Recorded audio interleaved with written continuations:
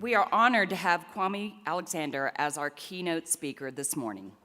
Kwame is a poet, educator, and New York Times best-selling author whose influence within the literary community stretches far beyond the 21 books he has written.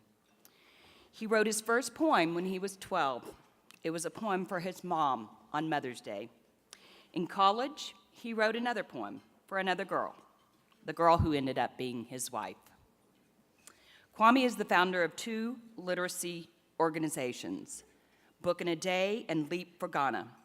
Kwame is a national and international literacy ambassador, having traveled to 5 continents to lead writing and publishing workshops at schools and conferences.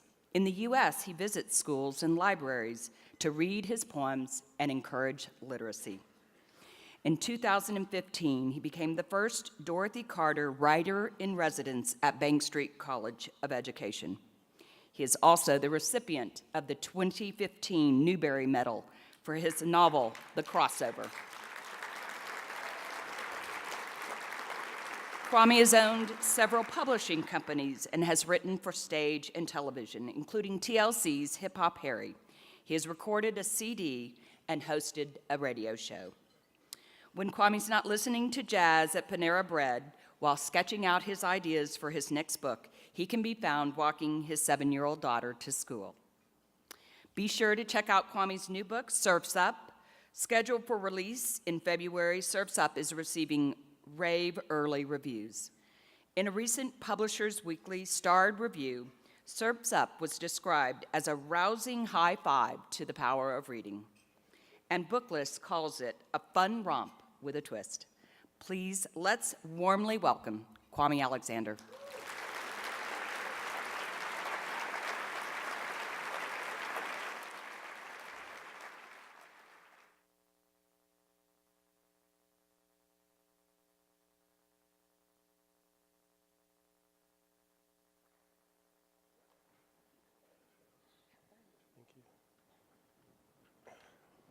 Good morning.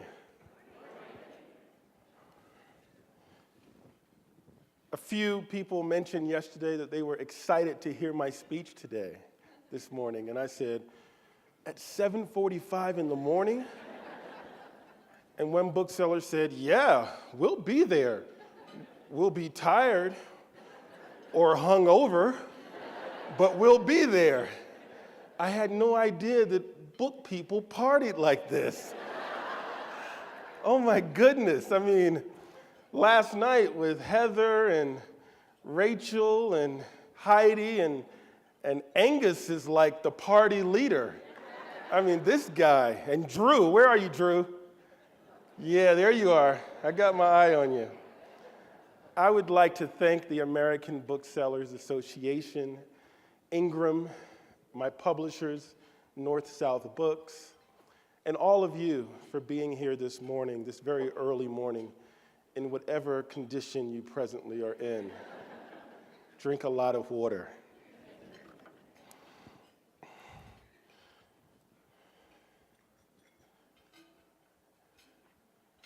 My agent, Ariel Eckstedt, told me 2 things before I flew out here. She said, Kwame, shout out all of my peeps. Shout out Mitchell and Gail and Elaine and Dan from Water Street, and the list goes on and on. So I think the idea is Ariel would just like to send you all a lot of love. The second thing she told me is, Kwame, what I want you to do is I want you to inspire and inform these booksellers. That's what they want. They want inspiration and information. Now, I'm good with the inspiration. Like, I'm the say yes guy. I know how to inspire. The information part, not so much. So I'm going to need your help. Throughout this particular presentation, if you hear any nuggets of information that sound like things you can use or sound really cool, please do me a favor and document those. In your journal, in your notebook, if you tweet it, just use the hashtag Kwame Rules. That way, my agent, who's following along right now in Montclair, New Jersey, with 20 inches of snow, she can follow along as well. My first book was published in 1995. I grew up immersed in language and literature, and I wanted to be a poet. So I published a collection of poetry. My first printing was 1,000 books. After the first 2 months, I had 998 books left. And 2 very happy parents. I had to figure out, what am I going to do to sell these books? How am I going to get these books out of my 1-bedroom apartment on Columbia Pike in Arlington, Virginia? And so I was reading PW. And Stephen King had just gone on a 20-city tour. And there were thousands of people lined up at each stop. And I said, yes, that's what I'm going to do. I'm going to put myself on a 30-city book tour. And I had no money.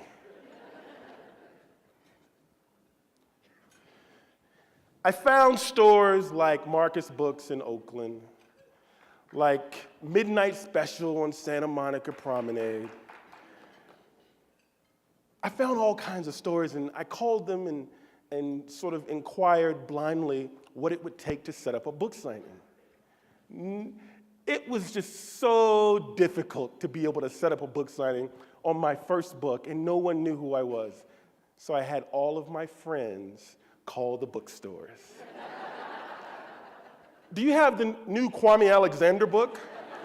Do you have the latest Kwame book? So by the time I called back as Kwame Alexander, everyone signed up. I had an official book tour in the works.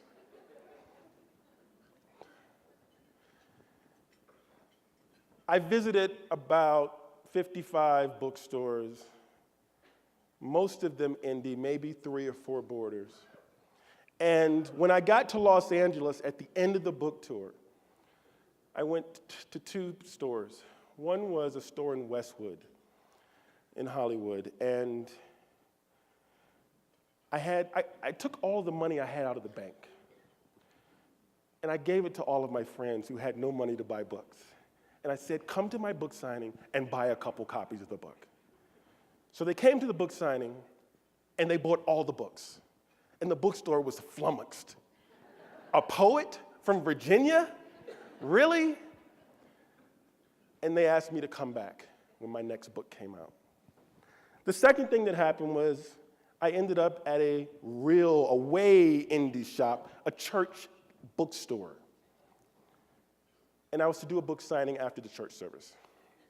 I sat during the service in the last pew, and at the end of the service, the pastor said, and we have a poet here today who will be signing his book. And there was like, And she said, Mr. Alexander, would you like to come up and recite a poem? And of course, the answer is yes. I'm a say yes person.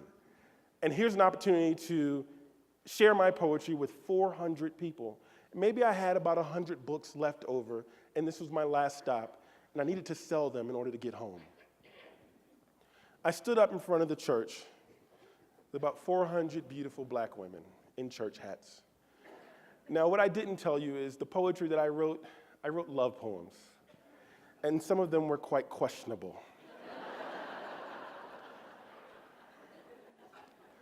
I have never been a slave, yet I know I am whipped. I have never been to Canada, yet I want to cross your border. Right? I have never traveled underground, yet the night knows my journey. If I were a poet in love, I'd say that with you. I have found that new place where romance is just a beginning and freedom is our end. I sold all 100 books.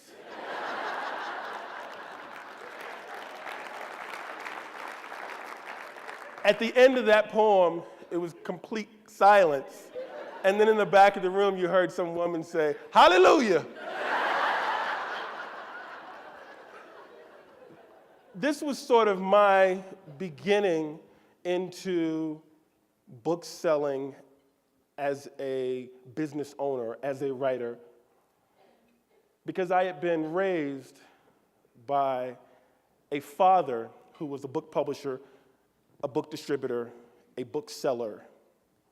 And so yesterday, as I was coming back from Jamba Juice, I was thinking to myself, how did I go from this first book of love poems to this? 20 years, how did I get there? How did I go from signing books, 100 books maybe over the course of a weekend, to signing 600 copies at Books and Books in Coral Gables over 2.5 hours? How did I go from this kid who put himself on a 30-city book tour and end up being a writer who visited the Bookstore Plus in Lake Placid and Politics and Prose in DC? How did I make my sort of literary dreams come true between the shelves of Anderson's? How did that happen? And so I'm coming back from Jamba Juice, and I see this woman carrying this big box of books. And I'm sort of tired because I worked out, and I look at her, and she's got this big box, and she looks like, and so I just went up to her and I said, "Can I carry your box?" And I was kind of hoping she would say, "No, I got it."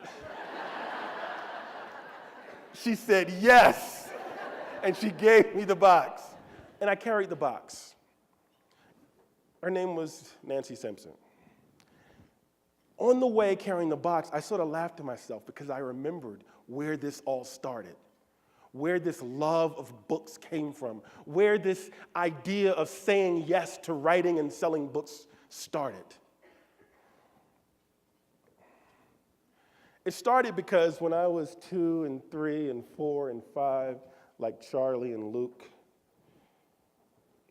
there were Publishers Weekly magazines on my garage floor. There were catalogs coming in the mail from Bookazine. There were newsletters from PMA. These were the things that I read as a kid. And I loved reading them. I loved the news and the book deals and the happenings and the stories, and I loved it. And when I turned 12, I began to loathe it. And here's why. One day, we're living in Crown Heights. My father says, "It's time to go to work." I'm like, "Okay, you have a good day." No, it's time for us to go to work. And here's what work entailed. Work entailed getting on the subway, taking the subway to West 4th, getting off, going to Bookazine, going along the shelves, picking off books that my father's gonna sell at a trade show. And so we're in there for an hour and a half, and we've got 3 or 4 boxes of books, and they're on a hand truck, and now we gotta get back on the subway, and we're going to Brooklyn, the Brooklyn Academy of Music, to sell books in the parking lot because there's a trade show going on while there's a major event happening inside. And this is my day. And so on the way home, I tell my dad, "Dad, am I gonna have to do this for the rest of my life?" I was 14 years old, and he says, "We're going to London." I say, "Yes, I'm excited." And so this was when airlines they allowed you to check as many bags as you wanted. Yeah, you see where this is going. So we get to the airport with 10 boxes of books. Check the books, okay. British Airways, okay. "I got a surprise for you, son." "What?" "We're flying first class." Whoa, first class on British Airways. Now, I had flown overseas before, but never first class. We're going first class. It's exciting. I find out that the book fair we're actually going to is not the London Book Fair, but it's the International Black Book Fair of Radical and Third World Book Publishers. It's a whole different thing, people. There's nothing glamorous about it. We get off the plane after eating some wonderful food and sleeping, get our boxes from baggage claim, and I'm excited to go and get in the taxi or whatever. There's no taxi. We're lugging 10 boxes of books on the underground. How do you fly first class and then not take a taxi? That's me. So we got these 10 boxes, we get to the book fair. We have our booth. My dad is walking around, he's doing a panel discussion. I'm in charge of actually selling the books. Now, I've sold books before, so I know sort of what is required. What I also know is I do not want to go back to Heathrow Airport with 10 boxes of books.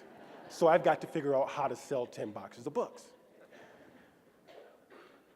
I'm talking to customers, I'm reading the jackets of each book so I can recommend books. I'm getting excited about the books. I'm meeting people. I meet this beautiful girl. She doesn't have a whole lot of money. My dad isn't around. I give her a book. She comes back the next day with her boyfriend.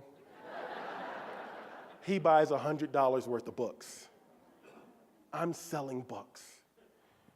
We leave this book fair having sold 8 boxes of books. I get my 10% minus the book I gave her because his inventory skills are pretty stellar. And we fly home first class.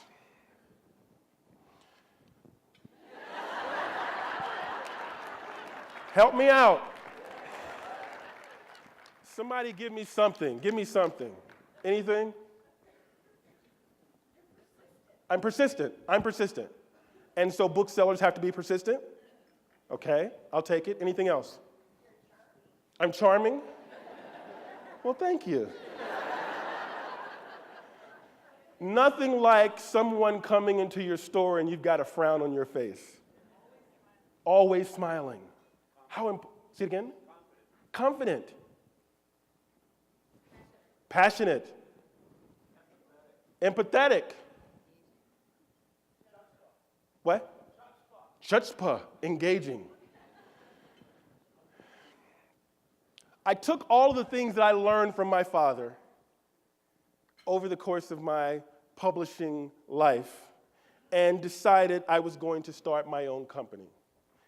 Not only was I going to publish my own poetry, I wanted to publish other writers. And I wanted it to be a little bit easier, so I was going to publish novelists because novels were selling. I found a writer in Washington, D.C. He wrote a really good book. It was a romantic comedy. Decided to publish it. Printed 5,000 copies.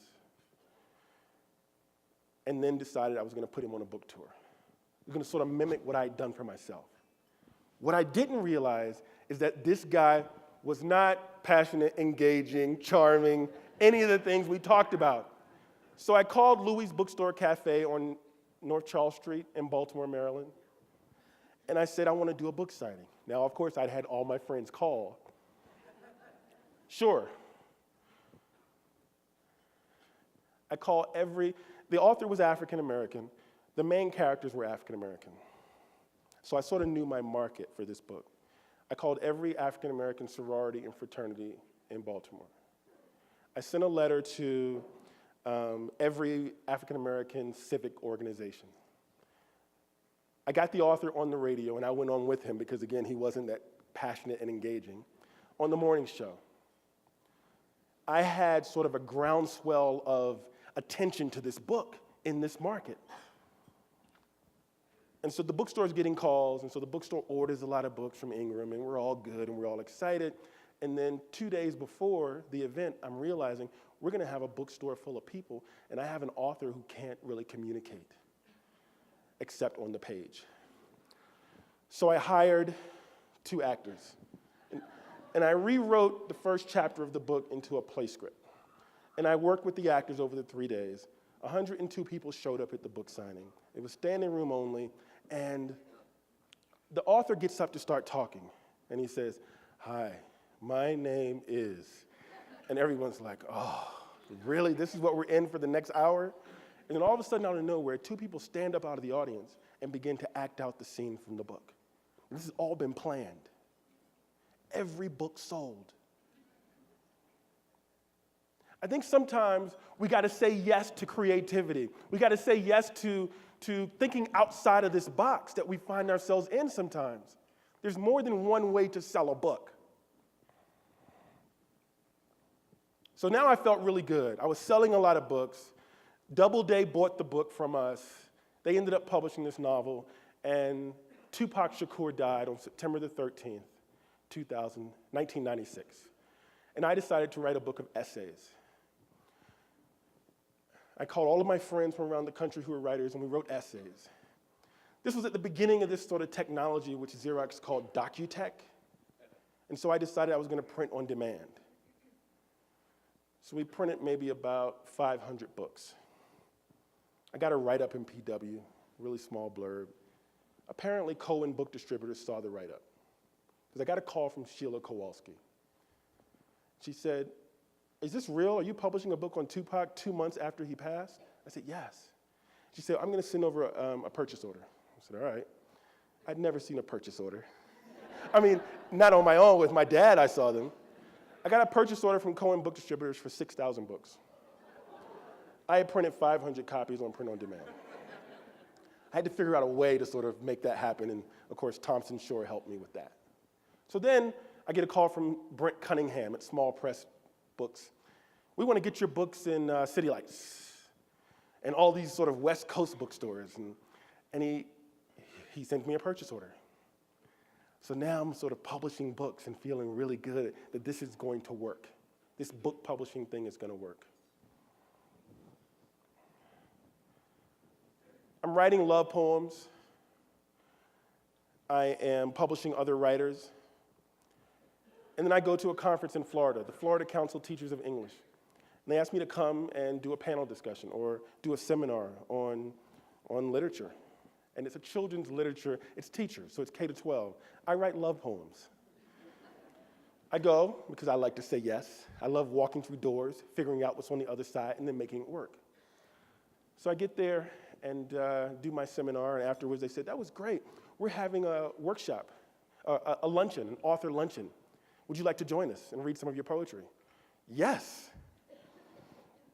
I get to the luncheon, and they've got these awesome children's book authors, people you may have heard of, like Mike Shoulders and Mo Willems, and me, who writes love poems. So Mo and Michael do their thing, and then it's my turn. So I go up, and I do the only thing I know how to do, which is be me. So I stand up in front of this group of teachers, and I recite a love poem. "I am not a painter, browns and blues, we get along, but we are not close. I am no Van Gogh, but give me plain paper, a dull pencil, some scotch, and I will hijack your curves. Take your soul hostage, paint a portrait so colorful and delicate, you just may have to cut off my ear." Booksellers are the only people who get that joke. And so they want more. I sell out of books. This woman comes up to me, or this guy comes up to me, and he's like, "Kwame, have you ever thought about writing books for children?" Of course, I haven't. But the answer is yes. And he says, "Well, why don't you send me an email?" So I send him an email. And he says, "Kwame, I want to put you in touch with my editor at Sleeping Bear Press." I say, "All right." So I get on the phone, and she says, "Well, what do you have?" "I got some really good stuff." "Send me what you have." So I sent her a couple love poems that I had written. My daughter, I have two daughters. And one is now 24 and one is 7. But when the older one was 15, she came home one day and she told me that she said the things that no father wants to ever hear. She said, "I want to go out on a date." And so I said, "That's not supposed to happen until you're 30, right?" My wife said no. So I decided to sort of do the thing that I do when I'm trying to figure out the woes of the world. I wrote a poem, 10 Reasons Why Fathers Cry at Night. 1, because 15-year-olds don't like park swings or long walks anymore unless you're in the mall. 2, because holding her hand is forbidden and kisses are lethal. 3, because school was fine, her day was fine, and yes, she's fine, so why is she weeping? 4, because you want to help, but you can't read minds. 5, because she's in love, and that's cute until you find his note asking her to prove it. 6, because she didn't prove it.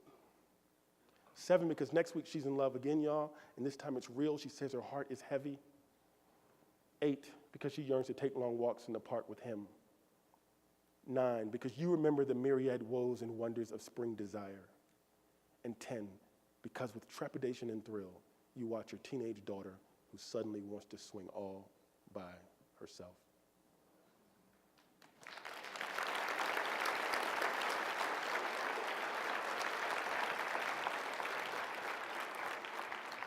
And so I sent that poem to the editor because I felt maybe that's a young adult-ish sort of poem, right?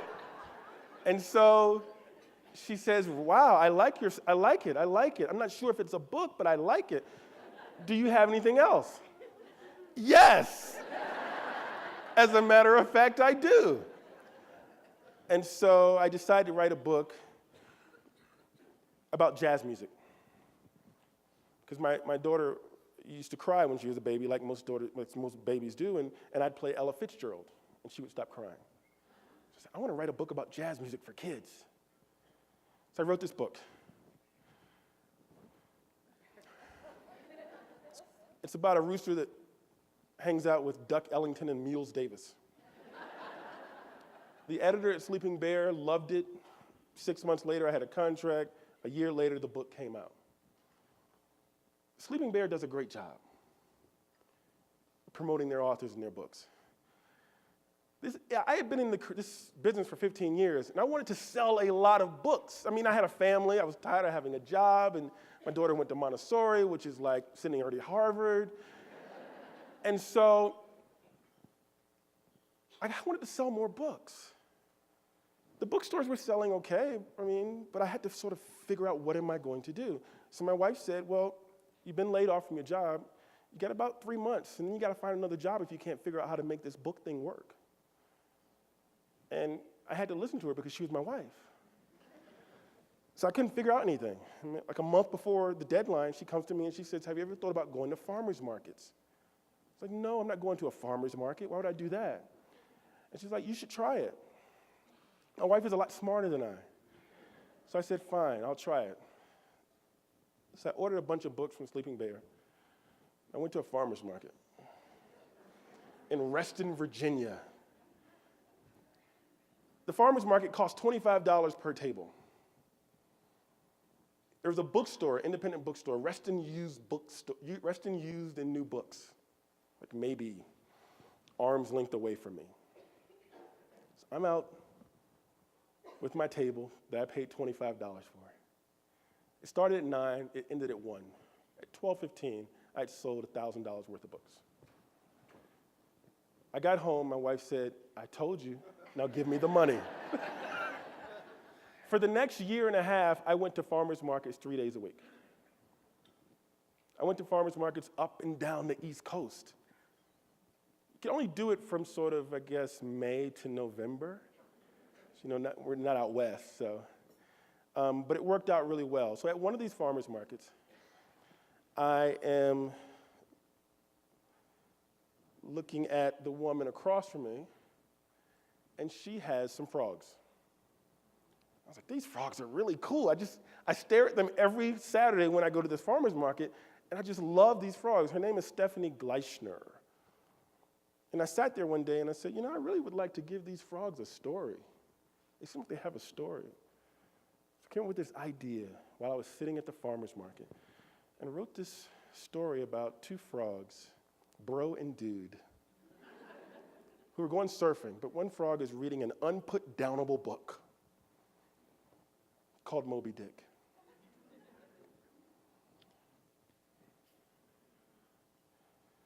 Angela from Wild Rumpus, you here? Red Balloon, sorry. Are you here? You have the book? You didn't bring it? Oh my goodness. So this book, Surf's Up, is about two frogs who are headed to the beach. The idea was to tell a story about the joy of reading and to do it in very few words.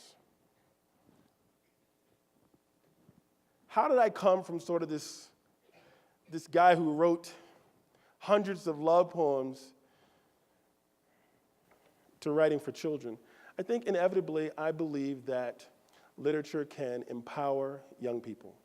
I believe that children's book authors in particular, like teachers, have a responsibility to help children imagine a better and a brighter world.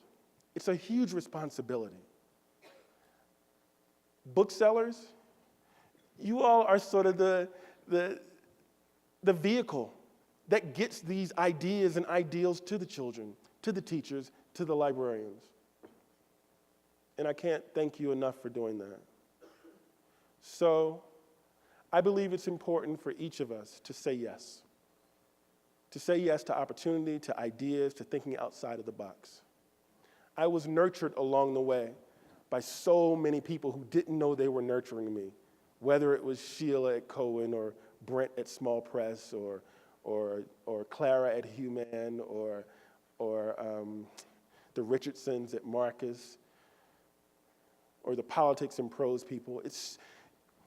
You all are the way that we can continue this legacy of creating more beautiful people. I'll end with this, and this is sort of this is going to be my plug for why we need diverse books. There was a woman at a book event recently, and she came up and she said, "I love Surf's Up. I cannot wait to get this in front of my kids, but I do have a question for you." I said, "What?" She said, I've got African-American kids, I've got white kids, but I need to know from you so I can know how to position this book. What color are the frogs?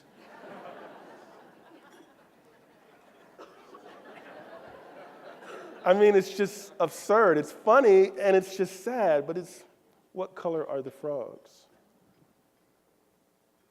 Reading is an opportunity for all of us, for all of our children, all of their colors and shapes and sizes, and they're all beautiful. And it's up to us, it's up to you, it's up to me to make sure that every child has an opportunity to be moved, to be empowered, to be taken somewhere else, to fall into the magic that is between the lines, just like Bro and Dude did in Surf's Up. Thank you all very much.